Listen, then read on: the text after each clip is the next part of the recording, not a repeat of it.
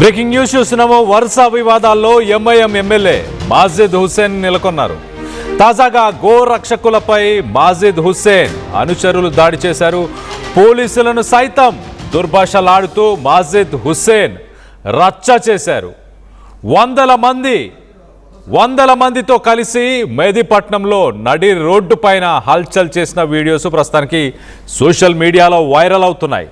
యువతను రెచ్చగొడుతూ రాజకీయం చేస్తున్నారు మాజిద్ హుస్సేన్. గతంలో కాంగ్రెస్ నేత ఫిరోజ్ ఖాన్ పైన కూడా దాడికి యత్నించాడు.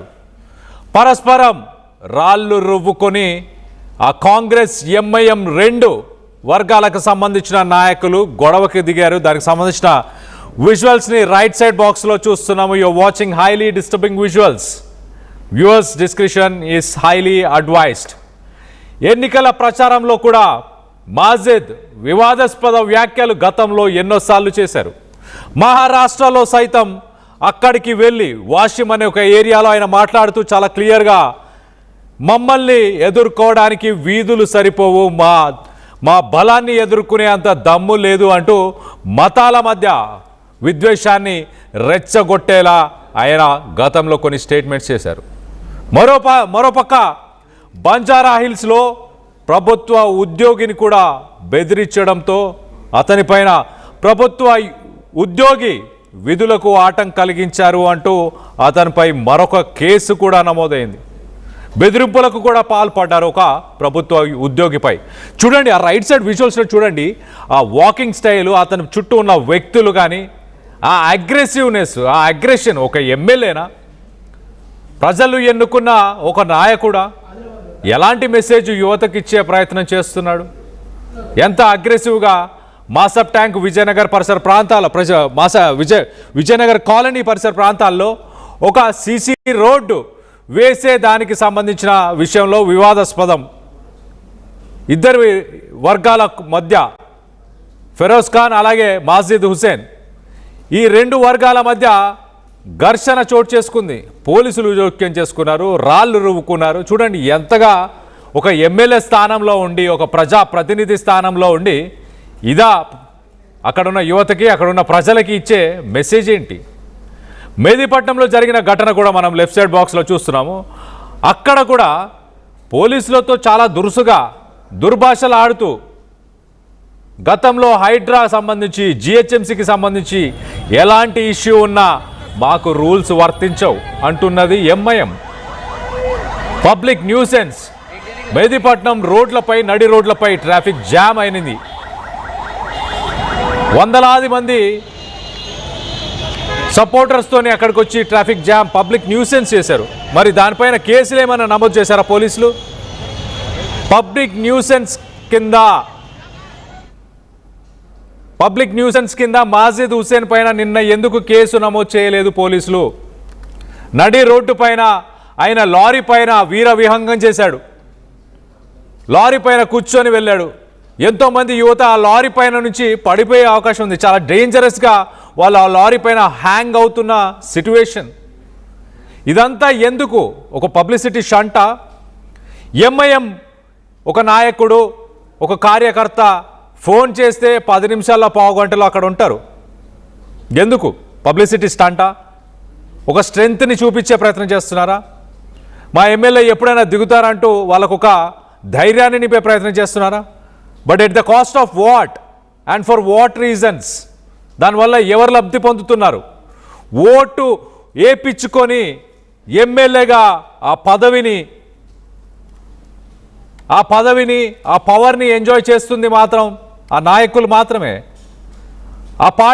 ఆ ఓట్లు వేసి గెలిపించిన ఆ ప్రజల పరిస్థితి ఏమన్నా మెరుగుపడిందా? వాళ్ళ ఏరియాలు ఎలా ఉన్నాయి? ఓల్డ్ సిటీ చూడండి, మిగతా ఏరియాస్లో కూడా చూడండి. ఎంక్రోచ్మెంట్స్, ప్రాపర్ డ్రైనేజ్ సిస్టమ్ ఉందా? రోడ్డు వ్యవస్థలు ఉన్నాయా? డెవలప్మెంట్ వర్క్స్ ఉన్నాయా? వాళ్ళకు వచ్చే నిధులన్నీ ఎక్కడికి పోతున్నాయి? దాన్ని ప్రశ్నిస్తున్నారా? వీటన్నిటికీ సంబంధించి కొంత డీటెయిల్గా మాట్లాడుకునే ప్రయత్నం చేద్దాం. ఇటు మా ప్రతినిధి మధు అందుబాటులో ఉన్నారు. మధుతో మాట్లాడి తెలుసుకునే ప్రయత్నం చేద్దాం. మధు, చెప్పండి, అసలు మాజిద్ హుస్సేన్ అని చెప్పాలా, లేకపోతే ఎంఐఎంకి సంబంధించిన నేతలందరూ కూడా ఇలానే ఉంటారని చెప్పాలా? ఏ ఇష్యూ అయినా గతంలో కూడా చూసాం, జిహెచ్ఎంసీ ఎంక్రోచ్మెంట్స్ని రిమూవ్ చేస్తా అని ఒక స్టాండ్ తీసుకుంటే ఎమ్మెల్యే వస్తాడు 5 నిమిషాల్లో, ఎమ్మెల్సీ వస్తాడు, దగ్గరుండి ఎంక్రోచ్మెంట్స్కి మళ్ళీ ఒకసారి వాటిని మళ్ళీ దగ్గరుండి కట్టించే ప్రయత్నం చేస్తారు. అంటే ప్రభుత్వానికి సంబంధించిన ఆస్తులు కానీ రూల్స్ కానీ రెగ్యులేషన్స్ కానీ వాళ్ళకి ఏం వర్తించవా? ఎగ్జాక్ట్లీ వివాదాస్పదం అవుతుంది, ఇష్యూ పెద్దదవుతా ఉంది. ఆల్రెడీ రీసెంట్ గానే 20 మందికి పైగా గోరక్షకులను అరెస్టు చేశారు అనేటువంటి ఆందోళన చేశారు గోరక్షకులంతా కూడా. ఈ రోజు విహెచ్పి సంబంధించినటువంటి నాయకులు పగడాల బాలస్వామి చాలా క్లియర్ మెసేజ్ ఇచ్చే ప్రయత్నం చేశారు. గతంలో ముఖ్యమంత్రి చెప్పినటువంటి స్టేట్మెంట్ గుర్తు చేసే ప్రయత్నం చేశారు. రేవంత్ రెడ్డి రాష్ట్ర వ్యాప్తంగా మేమే గోశాలను నిర్మిస్తామనేటువంటి ఒక స్టేట్మెంట్ చేశారు. అసలు గోశాలను నిర్మిస్తానని చెప్పినటువంటి స్టేట్మెంట్ చేసిన ప్రభుత్వము ఈ రోజు గోవులను అక్రమంగా కబేలాలకు తరలిస్తుంటే పోలీసులు చర్యలు తీసుకోవట్లేదు, దానిపైన కార్యాచరణ ప్రకటించట్లేదు. భాగ్యనగర్ లో ముఖ్యంగా గోహత్యలు విపరీతంగా పెరిగిపోతా ఉన్నాయి. రాష్ట్ర ప్రభుత్వమే దీనికి ప్రధాన కారణం, కేవలం స్టేట్మెంట్ చేసి వదిలేసింది అనేటువంటిది విశ్వ హిందూ పరిషత్ రాష్ట్ర ధర్మాచార్య సంపర్క్ ప్రముఖ్ పగడాల బాలస్వామి కామెంట్ చేశారు. ఇక్కడితోటే కాదు, విహెచ్పి దీనికి కార్యాచరణ సిద్ధం చేస్తా ఉంది రాష్ట్ర వ్యాప్తంగా. ఇప్పటికే రీసెంట్ గా ఒక మీటింగ్ పెట్టుకున్నారు, పెద్ద ఎత్తున దీనిపైన కార్యాచరణ తీసుకోవాలి. గోవులను అక్రమంగా తరలిస్తూ డంప్ చేసినటువంటి వాటిని అక్కడి నుంచి తరలించి కబేలాకు తరలించకుండా గోశాలలకు తరలించాలి సేఫ్టీగా అనేటువంటి దాన్ని డిమాండ్ చేస్తా ఉన్నారు. దీంట్లో ప్రధానంగా గోవులను అక్రమ కబేలాలకు తరలిస్తున్నటువంటి సందర్భంలో సహకరిస్తున్నటువంటి వారు ఎంఐఎం ఎమ్మెల్యేలు, ఎమ్మెల్సీలు, కార్పొరేటర్లు వీళ్ళంతా బాహాటంగా గోవధ చేస్తున్నటువంటి వారికి, గోవులను అక్రమంగా తరలిస్తున్న వారికి మద్దతు తెలుపుతా ఉన్నారు. వాహనాలను సాఫీగా అక్కడికి గోవధకు చేరేలా సహకరిస్తా ఉన్నారు. వీడియోలు, ఫోటోలు, ఆందోళనలు ఇంత స్పష్టంగా కనిపిస్తున్నా కూడా ప్రభుత్వం నుంచి చర్యలు ఉండట్లేదు. ముఖ్యంగా ముఖ్యమంత్రి రేవంత్ రెడ్డి, డీజీపీ సిడి ఆనంద్ వీళ్ళు చర్య తీసుకోవాలి గోరక్షణలు అనేటువంటి ఒక డిమాండ్ చేస్తా ఉన్నారు. మరి గతంలో ముఖ్యమంత్రి చెప్పిన అత్యాధునిక గోశాలల నిర్మాణం స్టేట్మెంట్ ఎక్కడికి పోయింది? స్టేట్మెంట్ మానే మిగిలిపోయినటువంటి పరిస్థితి ఉంది. ఈ రోజు ప్రభుత్వం ఉద్యోగులైంది, ప్రభుత్వంలో రక్షణ కోసం నిలబడ్డటువంటి పోలీసులనే లెక్క చేయనటువంటి తత్వం ఎంఐఎం పార్టీ నాయకులకు ఎలా వస్తుంది? దీని వెనకాల ఎవరున్నారు? ప్రభుత్వం ఎందుకు చూసిస్తున్నట్టు వ్యవహరిస్తా ఉంది? కొన్ని వేల సంఖ్యలో గోవులను పాత బస్తీకి తరలిస్తుంటే ఎందుకు సైలెంట్ గా ఉండిపోయింది రాష్ట్ర ప్రభుత్వం అనేటువంటిది డిమాండ్ చేస్తా ఉన్నారు. రాష్ట్రంలో గో రక్షణ చట్టం అమలవుతుందా, దాన్ని ఇంప్లిమెంట్ చేసే ఉద్దేశం రాష్ట్ర ప్రభుత్వానికి ఉందా, ఇంత జరుగుతుంటే అనేటువంటి డిమాండ్ చేస్తా ఉన్నారు. ఇవన్నీ కూడా కేవలం రాష్ట్రంలో కొన్ని చెక్ పోస్టులు, గో రక్షణ కోసం అక్రమంగా కబేలాలకు తరలకుండా గోవులను రక్షించడానికి చెక్ పోస్ట్ పెట్టారు. ఆ చెక్ పోస్ట్ ఇంతవరకు ఒక్క వాహనాన్ని పట్టుకున్నటువంటి చరిత్ర లేదు. గోరక్షకులే పట్టుకుంటున్నారు, పోలీసుల దృష్టికి తీసుకొస్తా ఉన్నారు. అయినా ఎంఐఎం గూండాలు తెరపైకి వచ్చి వాటిని సాఫీగా కబేలాలకు తరలిస్తున్నటువంటి పరిస్థితి ఉంది. డీసీఎంలు, వ్యాన్లు, లారీలలో గోవులను తరలిస్తా ఉన్నటువంటి సిచ్యువేషన్. దీనిపైన అడ్డుకట్ట వేయాలనేటువంటి డిమాండ్ చేస్తా ఉన్నారు. వెంబడే గోవులను విడుదల చేసి గోశాలకు తరలించాలనేటువంటి డిమాండ్ ని విహెచ్పి తీసుకుంది. గోరక్షా దళకి అండగా ఉంటామనేటువంటి స్టేట్మెంట్ చేశారు. త్వరలోనే దీనిపైన రాష్ట్ర వ్యాప్త కార్యక్రమానికి గోరక్షా దళ్, విశ్వ హిందూ పరిషత్, బజరంగ్ దళ్ ఈ టీమ్స్ అన్ని కూడా దీన్ని ముందుకు తీసుకెళ్లేటువంటి కార్యాచరణ సిద్ధం చేస్తున్నట్టుగా కనిపిస్తా ఉంది చాలా స్పష్టంగా. Kalyan. Right Madhu, thanks for the latest update. మొత్తం మీద ఎంఐఎం నేతల తీరు పైన మీ అభిప్రాయాలు ఏంటనేది కింద కామెంట్ రూపంలో తెలియపరచండి. మొత్తం మీద రాష్ట్రానికి సంబంధించిన విహెచ్పి నాయకులు బాలస్వామి ఈ ఘటన పైన స్పందించారు. ఆయన ఏం మాట్లాడారు ఒక్కసారి ఆయన మాటలో వినే ప్రయత్నం చేద్దాం. జై శ్రీరామ్. నేను పగుడాకుల బాలస్వామి, విశ్వ హిందూ పరిషత్ ధర్మాచార్య సంపర్క ప్రముఖ్. తెలంగాణ రాష్ట్రంలో ముఖ్యంగా భాగ్యనగర్లో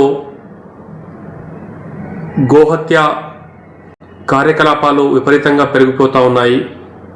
బక్రీద్ దగ్గర పడుతున్న కొద్దీ గోవుల అక్రమ రవాణా మరింత పెరిగిపోతుంది. ఎక్కడికెక్కడ డంపు చేసేటటువంటి ప్రక్రియ కొనసాగుతూ ఉన్నది. అయితే గోరక్ష చట్టాలు అమలు చేయడంలో రాష్ట్ర ప్రభుత్వము, పోలీసు యంత్రాంగము విఫలమైపోతూ ఉన్నది. ఈ యొక్క రాష్ట్ర ప్రభుత్వము ముస్లిం అంటే కాంగ్రెస్ అంటే ముస్లిం అనేటటువంటి మాటకు కట్టుబడి ఓటు బ్యాంకు రాజకీయాలకు ప్రాధాన్యమిస్తున్నటువంటి రేవంత్ రెడ్డి ప్రభుత్వము గోహత్య నిషేధ చట్టాలు అమలు చేయడంలో ఘోరంగా విఫలమైపోతున్నది.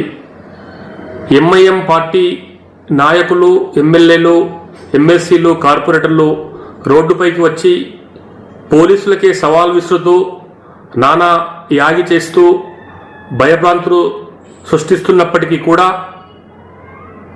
ఆ యొక్క ఎంఐఎం ఆగడాలను అరికట్టడంలో రాష్ట్ర ప్రభుత్వము పోలీసు యంత్రాంగము పూర్తిగా విఫలమవుతా ఉన్నది. పైగా గోవులను కాపాడేటటువంటి విషయంలో ముందుకు వచ్చినటువంటి గోరక్షకులపైనే కేసులు నమోదు చేసి చట్ట విరుద్ధంగా వ్యవహరిస్తున్నటువంటి తీరు ఈ రాష్ట్రంలో కొనసాగుతున్నది.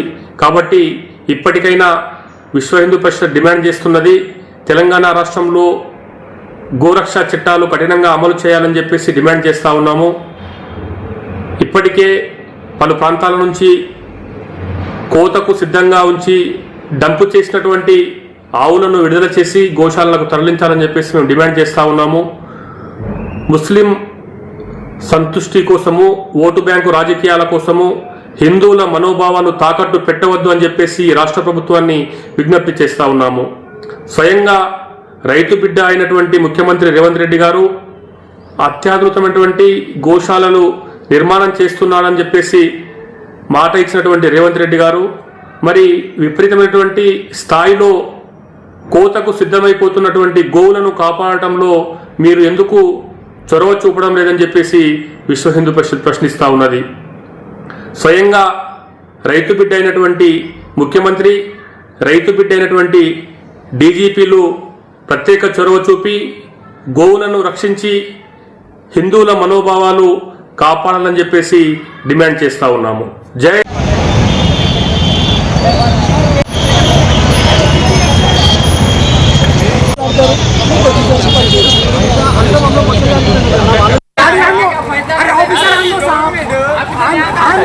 आधा